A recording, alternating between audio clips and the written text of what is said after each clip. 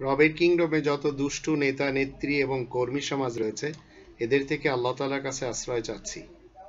সম্মানিত দর্শকবৃন্দ, আপনাদের সকলকে জানাই সালামুন আলাইকুম। রবের কিংডমে আজব নিয়ম নীতি আমরা দেখে যাচ্ছি। কোরআনের জ্ঞান না থাকলে অবশ্যই আমরা দেখতেও পারতাম না এবং বুঝতেও পারতাম না। কোরআনে 3 নম্বর সূরা আল ইমরানের 54 নম্বর আয়াতে আল্লাহ বলেন, ওয়ামাকার ওয়ামাকার আল্লাহ ওয়াল্লাহু খায়রুল মাকিরিন।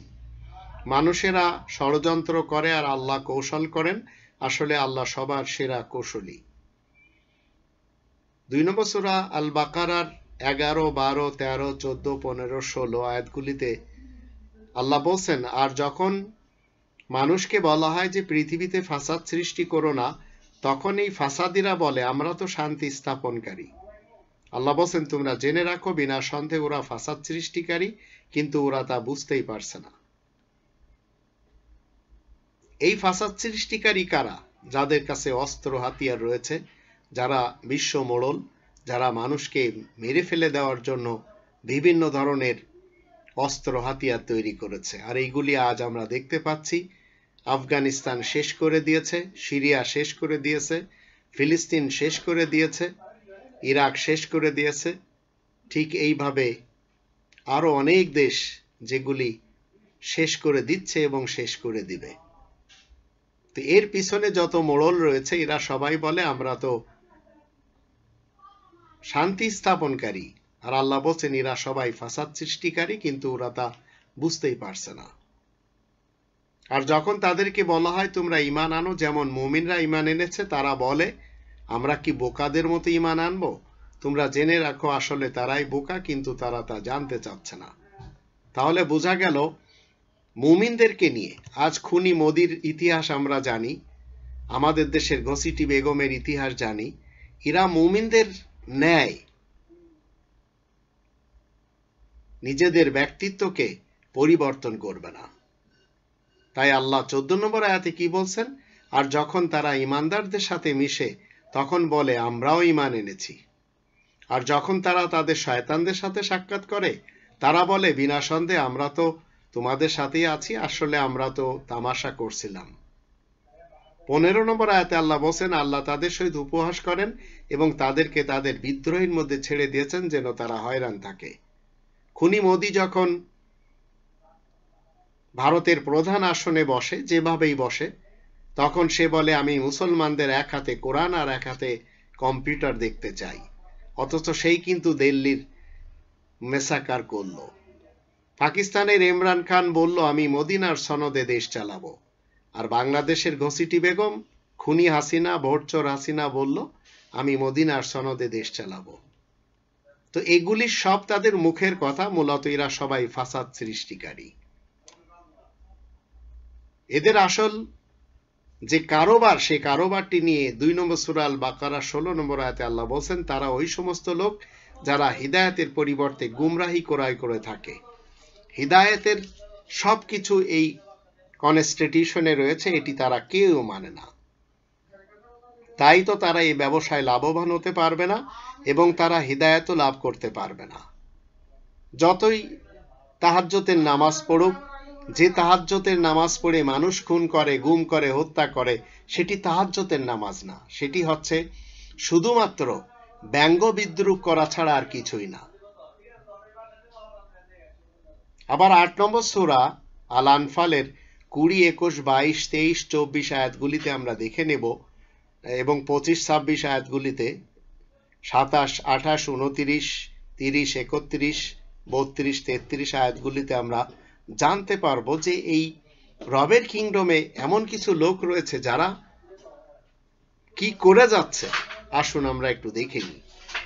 আল্লাহ বলেন, তোমরা যারা ঈমান এনেছো, শোনো, সবাই তোমরা আল্লাহ ও তার রাসূলের অনুগত হও, তোমরা তাতে বিমুখ হবে না।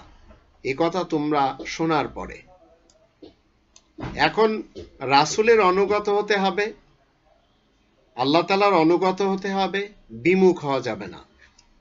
21 নম্বর আয়াতে বলা হচ্ছে তোমরা তাদের মতো হবে না যারা বলে আমরা শুনে নিয়েছি, কিন্তু আসলে তারা কিছুই শোনে না। আল্লাহ তাআলার কাছে নিকৃষ্ট প্রাণী সেই যে মুখ ও বধির, যারা মোটেই বুদ্ধি খাটায় না, এ কথা সত্য সুনিশ্চিত। 23-এ বলা হচ্ছে আল্লাহ যদি ওদের মধ্যে কোনো ভালাই দেখতে পেতেন তাহলে ওদেরকে শোনার মতো তৌফিক অবশ্যই দিতেন, তাদেরকে এখনো যদি শোনানো হয় তাহলে ওরা মুখ ফিরিয়ে পালাবে। 24-এ বলা হচ্ছে তোমরা যারা ঈমান এনেছো শোনো, তোমরা সবাই আল্লাহ ও তার রাসূলের ডাকে সাড়া দিবে। তোমাদেরকে যখন এমন কাজে ডাকা হবে যাতে তোমরা জিন্দেগীর অধিকারী হতে পারবে। তোমরা জেনে রাখবে আল্লাহ মানুষ ও তার অন্তরের মধ্যে সর্বদা হুলুল হয়ে থাকেন, আর এই কথাও সত্য যে একমাত্র তিনিই যে সেই সুমহান যার দরবারে তোমরা সবাই একত্রিত হবে। 25 নম্বর আয়াতে বলা হচ্ছে তোমরা সবাই সেই ফিতনা ফাসাদকে ভয় করো যা শুধুমাত্র তোমাদের মধ্যে যারা অত্যাচারী কেবল তাদেরকেই ক্লিষ্ট করবে না, তোমরা জেনে রাখো আল্লাহ বড়ই কঠোর শাস্তি দানকারী। ফিতনা ফাসাদ এই পৃথিবীতে করা যাবে না, যারা করবে তাদেরকে আল্লাহ তাআলা কঠিন শাস্তি দিবেন। 26 নম্বর আয়াতে বলা হচ্ছে তোমরা স্মরণ করে দেখো তোমরা সংখ্যায় অনেক কম ছিলে আর দুনিয়ার বুকে দুর্বল বললেই গণ্য হতে, আর তোমরা আশঙ্কা করতে হয়তো লোকজন তোমাদেরকে নিশ্চিহ্ন করে দেবে। তখন তিনি তোমাদেরকে আশ্রয় দিয়েছেন, তিনি নিজের সাহায্য দিয়ে শক্তিশালী করেছেন আর পবিত্র জিনিস রুজি হিসেবে দান করেছেন যেন তোমরা কৃতজ্ঞ হতে পারো। একটু চিন্তা করে দেখুন ব্রিটিশের যুগে আমাদের সংখ্যা কত কম ছিল। ভারত উপমহাদেশে মুসলমানদের সংখ্যা খুবই কম ছিল, তারা দুর্বল ছিল, মানুষেরা তাদেরকে শেষ করে দেওয়ার তালে ছিল। তখন আল্লাহ আমাদের সকলকে আশ্রয় দিয়েছেন। সে 1947 থেকে 1971, আবার 1971 থেকে আজ 2020, তিনি নিজের সাহায্য দিয়ে শক্তিশালী করেছেন আর পবিত্র জিনিস রুজি হিসেবে দান করেছেন যেন তোমরা কৃতজ্ঞ হতে পারো। এখন আমরা যদি কৃতজ্ঞতা প্রকাশ না করি, আমরা যদি নাফরমানি করি, তাহলে আল্লাহ তাআলার আযাব ভয়ানক। এই কোরআনের 14 নম্বর সূরা ইব্রাহিমের 7 নম্বর আয়াতে সেটিই বলা হচ্ছে। ওয়াইস্তাআযানা রাব্বুকুম লাইন শাকারতুম লাযিদান্নাকুম ওয়া লাইন কাফারতুম ইন্না আযাবি লাশাদীদ। আজ 2020 সালে আমাদের দেশে কি হচ্ছে? পত্রিকা খুললে শুধু ধর্ষণ, চুরি, ডাকাতি, রাহাজানি, ব্যভিচার, এই সব মিলেই বাংলাদেশ। করছে কারা? দেশ প্রধান এবং তার আমলাতন্ত্ররা। কাদের সাথে করছে? যারা নিরীহ তাদের সাথে। তো আল্লাহ তাআলার আযাব বড়ই কঠিন। দেশটি এজন্য তৈরি হয়েছিল না যে আজ আমাদের যারা বড়রা বেঁচে আছে তারা একই কথা বলছে যে পাকিস্তানের যুগ ভালো ছিল, হিন্দু মুসলমান সবাই এক জায়গায় বসে গল্প করতে পারত, সবাই ভ্রাতৃত্বের জিঞ্জিরে গেঁথেছিল, আর বাংলাদেশ হওয়ার পর থেকে এই মুজিব ফ্যামিলির এবং এর সাথে এই ফ্যামিলির সাথে যাদের সম্পর্ক তারা জুলুমের রোলার এমনভাবে চালিয়েছে এই জাতির উপরে, আর আজ পর্যন্ত চালানো হচ্ছে যে সবাই আতঙ্কে বসবাস করছে। এবার আসুন 27 নম্বর আয়াতে বলা হচ্ছে তোমরা যারা ঈমান এনেছো শোনো, তোমরা আল্লাহ ও রাসূলের সাথে বিশ্বাসঘাতকতা করো না আর নিজেদের মধ্যকার আমানত সম্পর্কে জেনে শুনে খিয়ানত করো না। আমাদের জাতিটা আজ কি করছে? বিশ্বাসঘাতকতায় চ্যাম্পিয়ন।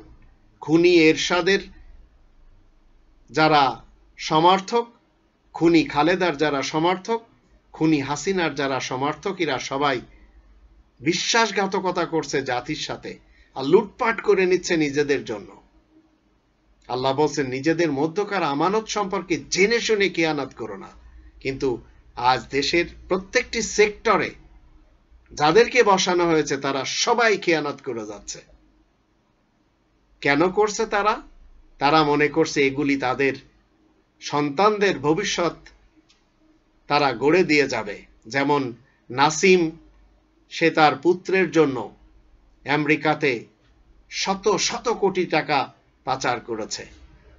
28 নম্বর আয়াতে বলা হচ্ছে তোমরা জেনে রাখবে তোমাদের ধনসম্পদ ও সন্তান সন্ততি হচ্ছে গুরুতর পরীক্ষার বিষয়, আর আল্লাহ তাআলার কাছে রয়েছে বিরাট পারিশ্রমিক।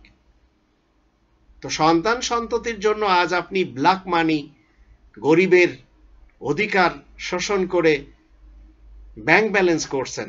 আমাদের দেশের সবচেয়ে বড় ব্যাংক ডাকাত হচ্ছে খুনি হাসিনার ছেলে সজীব অজের জয়, যার একটি বাড়ি হলেই চলে, কিন্তু আমেরিকাতে তার 1 ডজনের মতো বাড়ি। চিন্তা করে দেখুন। তো আল্লাহ বলছেন যে তোমরা জেনে রাখবে তোমাদের ধন সম্পদ ও সন্তান সন্ততি হচ্ছে গুরুতর পরীক্ষার বিষয়, আর আল্লাহ তারই কাছে বিরাট পারিশ্রমিক মজুদ রয়েছে। 29 নম্বর আয়াতে বলা হচ্ছে, তোমরা যারা ঈমান এনেছো শোনো, তোমরা যদি আল্লাহ তাআলা তাকওয়া অর্জন করো তাহলে তিনি তোমাদের জন্য ফয়সালা করে দিবেন, তোমাদের গুনাহসমূহ মিটিয়ে দিবেন, তোমাদেরকে মাফ করবেন। আল্লাহ তাআলাই যে বিপুল মেহেরবানির অধিকারী।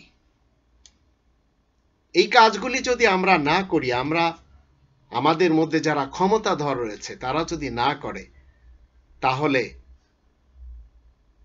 পরকাল তাদের নিশ্চিহ্ন হয়ে যাবে, পরকালে তারা শাস্তিই পাবে। 30 নম্বর আয়াতে বলা হচ্ছে, কাফেরগুলো যখন তোমার বিরুদ্ধে ষড়যন্ত্র পাকায় যেন তোমাকে তারা বন্দী করতে পারে, কিংবা তোমাকে হত্যা তথা অপমান করতে পারে, অথবা তোমাকে নির্বাসিত করতে পারে, একদিকে ওরা ষড়যন্ত্র পাকায় আর আল্লাহ অপরদিকে নিজের কৌশল কার্যকরী করে থাকেন। আসলে আল্লাহ তাআলাই কুশলীদের মধ্যে শ্রেষ্ঠ। 31 আয়াতে বলা হচ্ছে, মানুষকে যখন আমার আয়াতসমূহ পড়ে শোনানো হয় তখন তারা বলে, আমরা তো শুনলাম, যদি ইচ্ছা করি তাহলে এমন ধারা কথাবার্তা আমরাও তো বলতে পারি। আসলে এসব সাবেক কালের লোকদের কাহিনী বই তো নয়। এই কথা কিন্তু আমাদের দেশের অনেক নেতারা বলে মরেও গেছে। সৈয়দ আশরাফ তো বলেছে যে মধ্যযুগীয় শাসন ব্যবস্থা হচ্ছে কোরআনের শাসন ব্যবস্থা। হাসানুল্লাহ কিনু, রাশেদ খান মিনন এরা তো এই শাসন ব্যবস্থা মানেই না। আর খুনি হাসিনা, ভোটচোর হাসিনা ভোটের পূর্বে কি বলেছে? মদিনার সনদে দেশ চালাবে, আর চালানোর সময় নিজের নিজস্ব তন্ত্র খাটিয়ে আজ কখনো 7 খুন, কখনো শ্যাপলা চত্বরে মানুষ খুন, কখনো পিলখানার হত্যা, কখনো লগি বৈঠক তাণ্ডব, যা মানুষ দেখেছে। আর 1 যুগ ধরে অগণিত মানুষকে এমনভাবে মেরেছে যেগুলি আমরা এখন মনে করলে চোখে অশ্রু আসে। 32 নম্বর আয়াতে আল্লাহ বলছেন, তারা যখন বলে, হে আল্লাহ, এ যদি সত্যই আপনার কাছ থেকে এসে থাকে তবে আমাদের উপরে আসমান থেকে পাথরের বৃষ্টির ব্যবস্থা করুন, কিংবা আমাদের উপরে অন্য কোনো কঠোর যন্ত্রণাদায়ক সাজা পাঠিয়ে দিন। আজ বিশ্ব মোড়লেরা এই কনস্টিটিউশন বাদ দিয়ে নিজেদের কনস্টিটিউশন মেনে চলেছে। করোনার আযাবে সবাই ঘিরে গেছে।